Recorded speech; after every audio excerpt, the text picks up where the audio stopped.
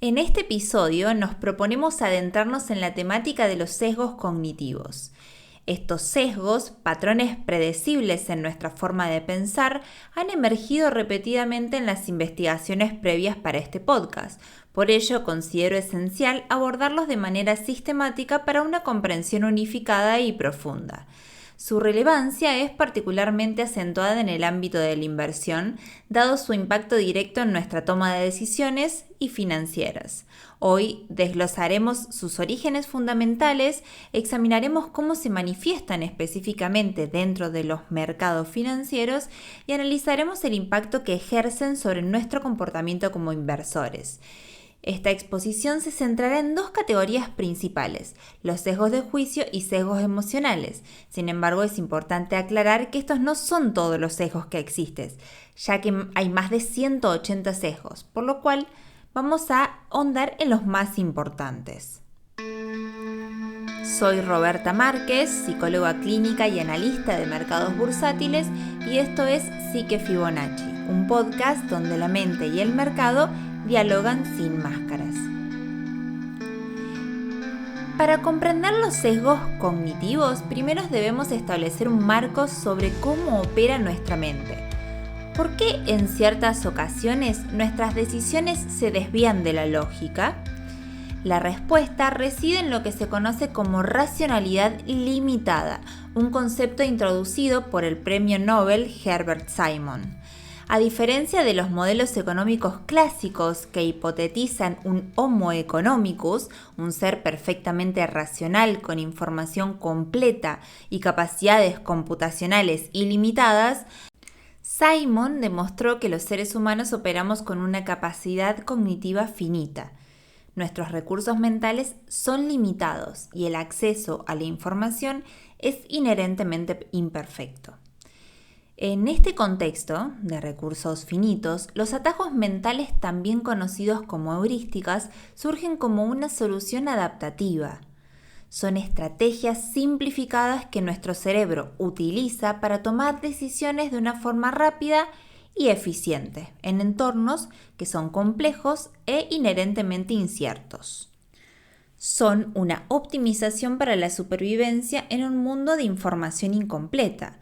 Sin embargo, la misma eficiencia que nos permite funcionar cotidianamente puede, bajo ciertas circunstancias, conducirnos a desviaciones sistemáticas y predecibles de la lógica y la probabilidad. Estas desviaciones son precisamente lo que denominamos sesgos cognitivos. Ahora, el pilar fundamental para entender cómo estos atajos se transforman en sesgos en el ámbito financiero provienen del trabajo pionero de Daniel Kahneman y Amos Tversky, delineado en su teoría de las perspectivas, Perspective Theory. Esta investigación reveló un aspecto crucial de la cognición humana, que nuestra valoración de las ganancias y las pérdidas es asimétrica. Un ejemplo clave es que la desutilidad o el dolor psicológico de experimentar una pérdida es considerablemente mayor que la utilidad o placer de obtener una ganancia de la misma o mayor magnitud. Esta asimetría emocional y la naturaleza subjetiva de nuestra perspectiva del riesgo son desviaciones significativas de los modelos de utilidad esperada y sientan las bases para la irracionalidad observada en las decisiones financieras. Pero lo que se descubrió no fue solamente esto. La interacción entre los atajos mentales inherentes a nuestra cognición y la dinámica propia de los mercados financieros dieron lugar a una diversidad de sesgos, y vamos a hablar de algunos de ellos. Consideremos en primer lugar los sesgos de juicio, donde nuestra percepción puede distorsionar la lógica. El sesgo de confirmación es un ejemplo bien documentado en la psicología cognitiva. Implica una tendencia intrínseca a buscar, interpretar y recordar información de una manera que valide nuestras creencias o hipótesis preexistentes.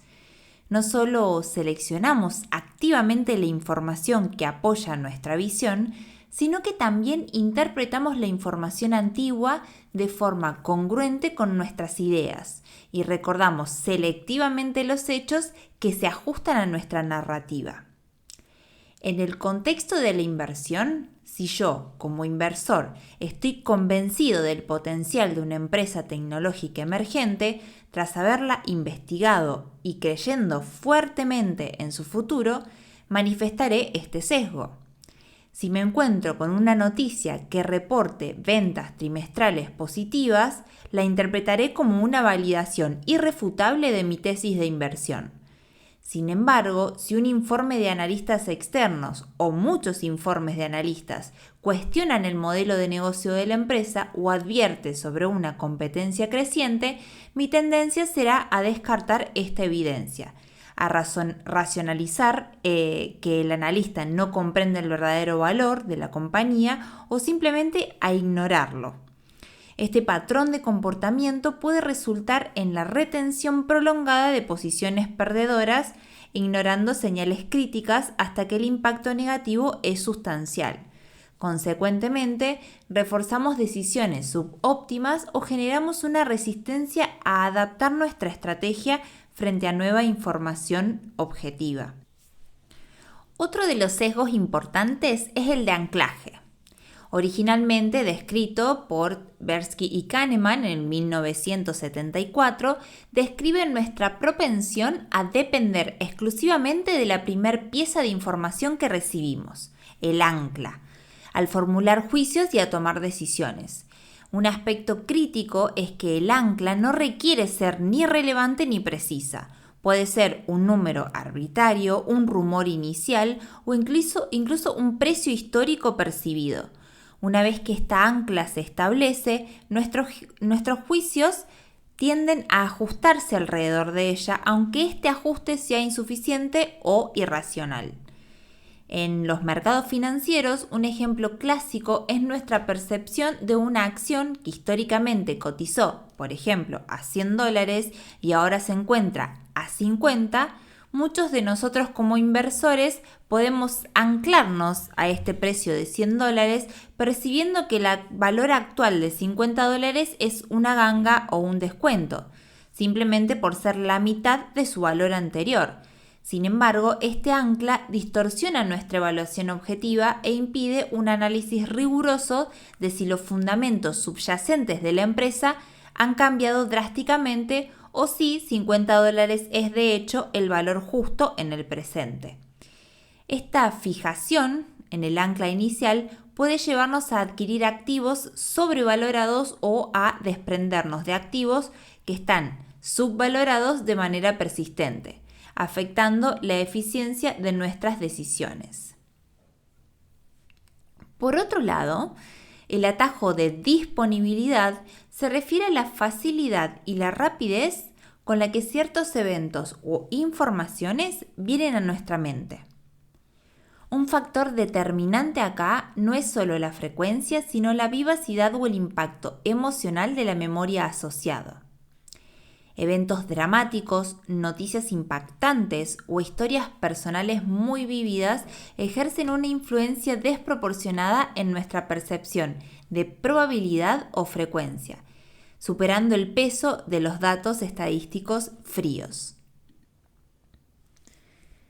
En el contexto de la inversión, una cobertura mediática intensa sobre un quiebre corporativo espectacular o el éxito de una acción en particular puede llevarnos a sobreestimar significativamente la posibilidad de que tales eventos nos ocurran a nosotros. Esto puede manifestarse como una retirada excesiva de los mercados de valores impulsada por un miedo sobredimensionado a una nueva crisis o por el contrario, una inversión masiva en una acción de moda o un sector con la esperanza de replicar retornos extraordinarios, sin una evaluación adecuada de la improbabilidad estadística o los fundamentos intrínsecos de la empresa. Este comportamiento se observa claramente en el fenómeno de la persecución de rendimientos, donde nosotros, como inversores, asignamos capital a fondos que han demostrado un desempeño superior reciente sin cuestionar si esto se sostiene en el tiempo o si las causas subyacentes de ese rendimiento todavía siguen activas. Ahora pasemos a los sesgos emocionales, donde la influencia de los sentimientos puede dictar nuestras decisiones financieras. La aversión a la pérdida es un sesgo emocional fundamental y un motor primario de muchos comportamientos irracionales en la inversión. Como habíamos mencionado anteriormente, la teoría de la perspectiva establece que la desutilidad psicológica de una pérdida es intrínsecamente mayor que la utilidad de una ganancia de la misma magnitud. Es decir, el impacto negativo de perder una cantidad de dinero es cualitativamente más intenso que el impacto positivo de ganar la misma cantidad. Esta simetría emocional es lo que impulsa el conocido efecto disposición, donde nosotros como inversores tendemos a mantener activos con pérdidas por un periodo excesivamente largo y a vender activos con ganancias de manera prematura.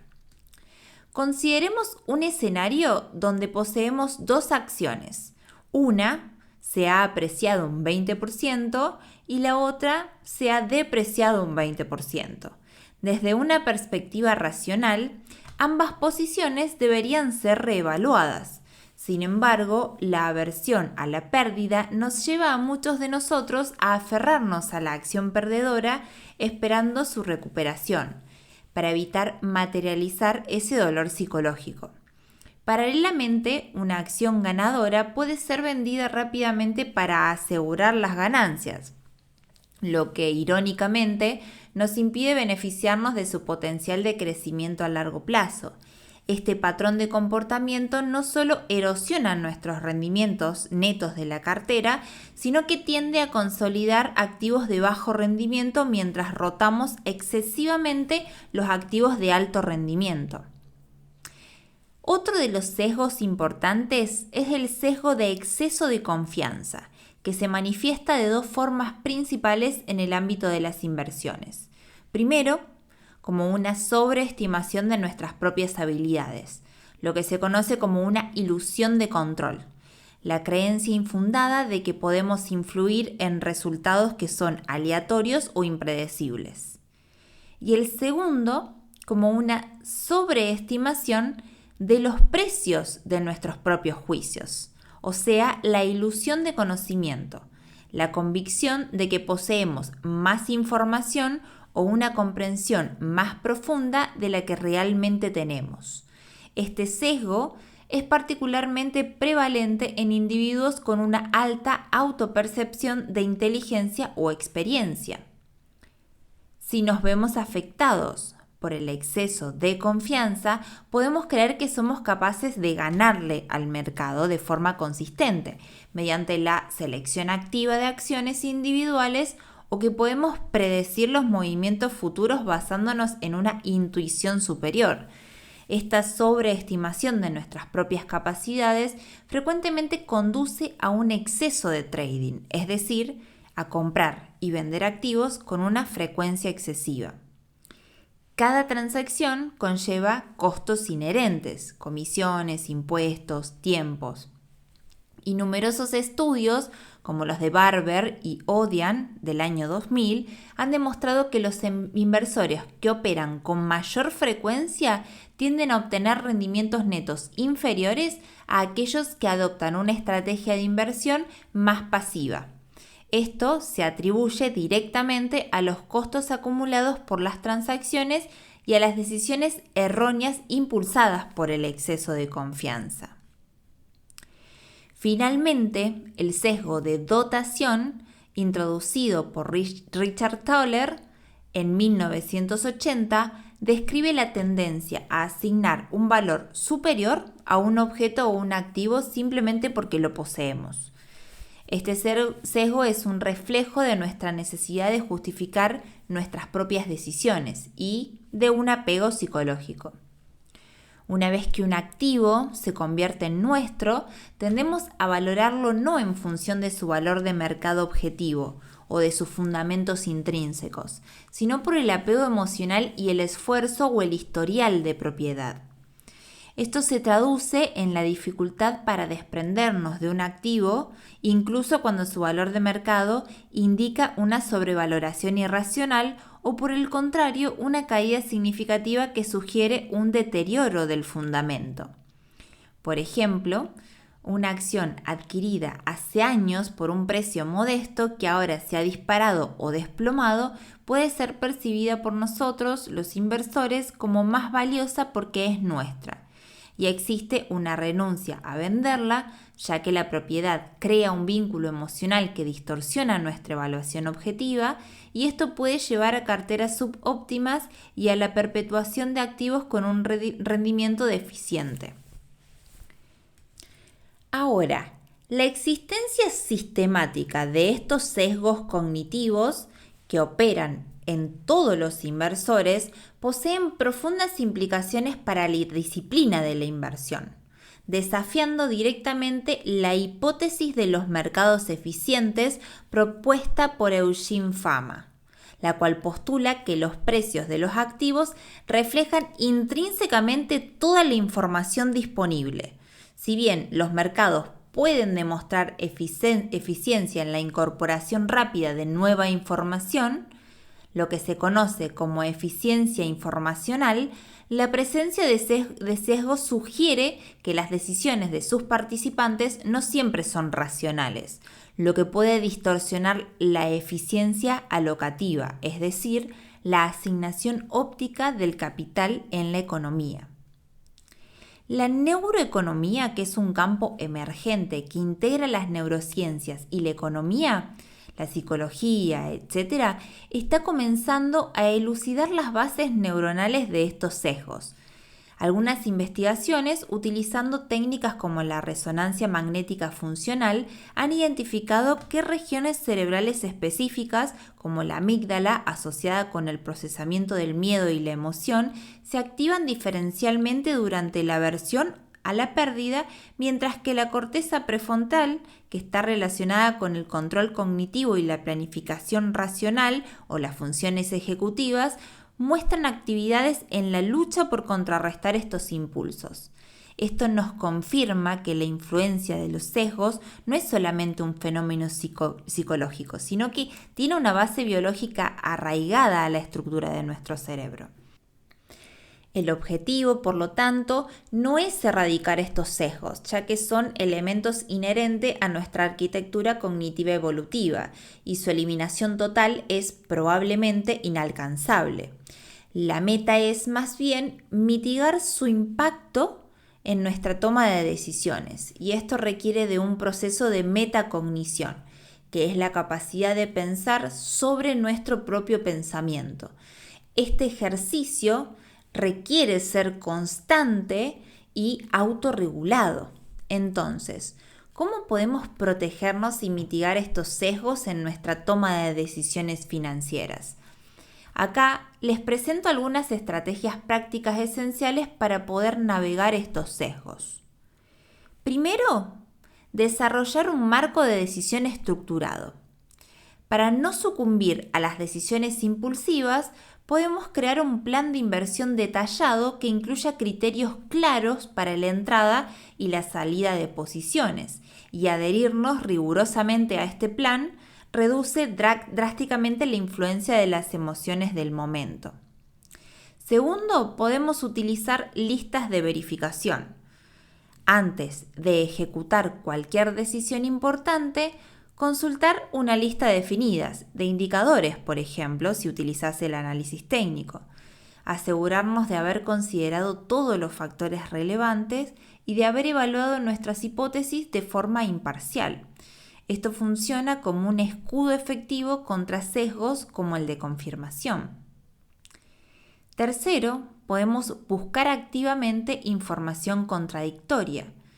No nos limitamos a consumir aquello que valida nuestra perspectiva, sino de procurar una forma deliberada de argumentos que desafían nuestra tesis de inversión O sea, primero dudar, considerar los escenarios más adversos, planificar la reacción entre ellos y considerar que esta práctica es fundamental para que podamos reducir la influencia de los sesgos de confirmación y del exceso de confianza. Cuarto, podemos adoptar un pensamiento probabilístico no determinista. Reconocer que los mercados son inherentemente inciertos, como habíamos hablado con la metáfora de Mr. Market de Benjamin Graham en el episodio anterior, y operar bajo esta probabilidad, no certezas absolutas. Abandonamos el pensamiento binario de que sube o baja, de que es una buena acción o una mala acción, de que está pasando por un buen momento o un mal momento, y podemos asignar probabilidades a diferentes resultados y prepararnos para la variabilidad inherente. Quinto, podemos llevar un diario de inversión, donde podemos registrar meticulosamente las decisiones de inversión o cuáles fueron los indicadores que nos llevaron a realizar esa compra o venta, las razones que nos motivaron, los resultados que obtuvimos, y con el tiempo este registro nos permitirá identificar nuestros propios patrones recurrentes de sesgos y aprender de ellos de manera empírica. Sexto, podemos establecer puntos de salidas y entradas predeterminados. Antes de realizar cualquier tipo de inversión, podemos definir explícitamente los niveles o zonas de precio o las condiciones específicas bajo las cuales vender ese activo, tanto si se aprecia como si se deprecia. Esta estrategia es crucial para contrarrestar la aversión a la pérdida y el sesgo de dotación, automatizando una parte de la decisión emocional. Y estos son algunos de los sesgos que nos podemos encontrar cuando operamos diariamente en los mercados financieros. Sin embargo, hay que entender que somos seres humanos y así como algunas respuestas que pueden ser incómodas, como el miedo o la ansiedad, los sesgos tienen una razón para estar ahí. Entonces, no tenemos que pensar en eliminarlos o en dominarlos por completo, sino en darle su correcto lugar, pero no permitir que nuestras emociones, nuestros miedos, impacten directamente en la forma en la que actuamos o en cómo operamos. Hemos navegado por la intrincada relación entre la mente humana y el vasto universo de las inversiones. Hemos develado cómo estos atajos mentales, si bien esenciales para nuestra supervivencia diaria, pueden paradójicamente degenerar en sesgos sistemáticos que distorsionan nuestras decisiones financieras. La inversión, desde esta perspectiva, trasciende la fría simetría de los rendimientos y se revela como un campo donde la psicología del inversionista, sus patrones de pensamiento subyacentes y sus reacciones emocionales juegan un papel protagonista. La comprensión profunda de la psicología económica y de las finanzas conductuales no te proporcionará soluciones mágicas o atajos para el éxito instantáneo. Lo que sí te ofrece es un mapa mucho más fiel y detallado de las trampas cognitivas que nos acechan como inversores. Es un espejo que nos permite ver nuestras propias imperfecciones. La verdadera sofisticación en este campo no reside en la ilusión de eliminar por completo la subjetividad o la emoción humana, sino en un reconocimiento consciente y una gestión proactiva. En última instancia, la maestría del inversor podría definirse menos por la capacidad de predecir con exactitud los movimientos del mercado y mucho más por la habilidad suprema de comprender, modular y en última instancia trascender al propio yo cognitivo, aceptando y abrazando nuestra humanidad. Si algo de lo que compartí hoy resonó con vos, me encantaría saberlo. Podés escribirme por Instagram, contarme en qué parte de tu camino de inversor estás o simplemente saludar. Me encontrás como psique.fibonacci en cualquiera de las redes sociales. Este podcast no tiene sentido si no toca, aunque sea un poquito, la historia de alguien más. Muchas gracias por acompañarnos y nos vemos en la próxima.